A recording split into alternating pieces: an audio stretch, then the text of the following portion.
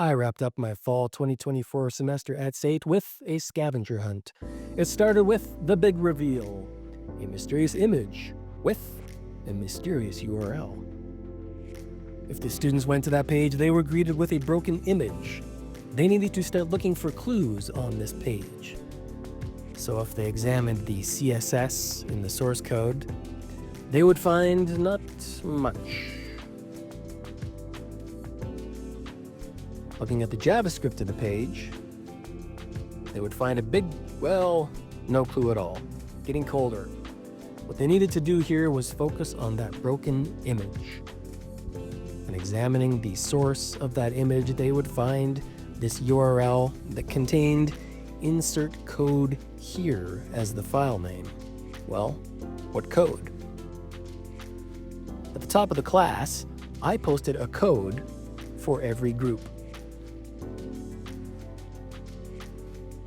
They needed to copy this code and put it in place of insert code here on the file name to retrieve their next clue, which was the location of the next clue. There were 40 chairs in this classroom. I hope they didn't look under all of them, but one of them contained another URL. This led them to their next clue. And their next clue was another URL. This was a code repository. They needed to visit this repo and look for other clues. And there are some here that may start giving them hints for where they need to go next.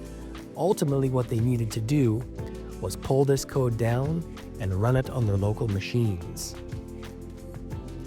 They could look for clues within the source code, but there wasn't much there that would give them too much of an idea.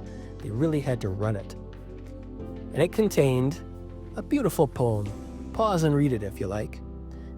And this poem led them to west of Heritage Hall at SAIT. And there's a field at the bottom. They need to enter information. So they actually need to go outside, find this self-made woman statue that stands proudly west of Heritage Hall at SAIT, and find on the plaque the name of the sculptor, Paul Slipper. Entering Paul Slipper into the field takes them to their final clue. Console log getting warmer. This is a good sign. Now, starting to inspect these elements, we see Senator Patrick Burns, 1931 is the file name, and the alt attribute is what color is my body? Maybe fleshy, maybe pinky, or maybe it means the body of the HTML. Yes, it did. The background color of the body spells coffee. Senator Burns coffee. Let's go. If students found their way into the Senator Burns building, there are 2 coffee shops. The first one is Odyssey, highly recommended. And there I was, happily waiting for them, where we sat down and enjoyed a nice wintry drink and conversation. Thanks for the memories, folks. Have a good break.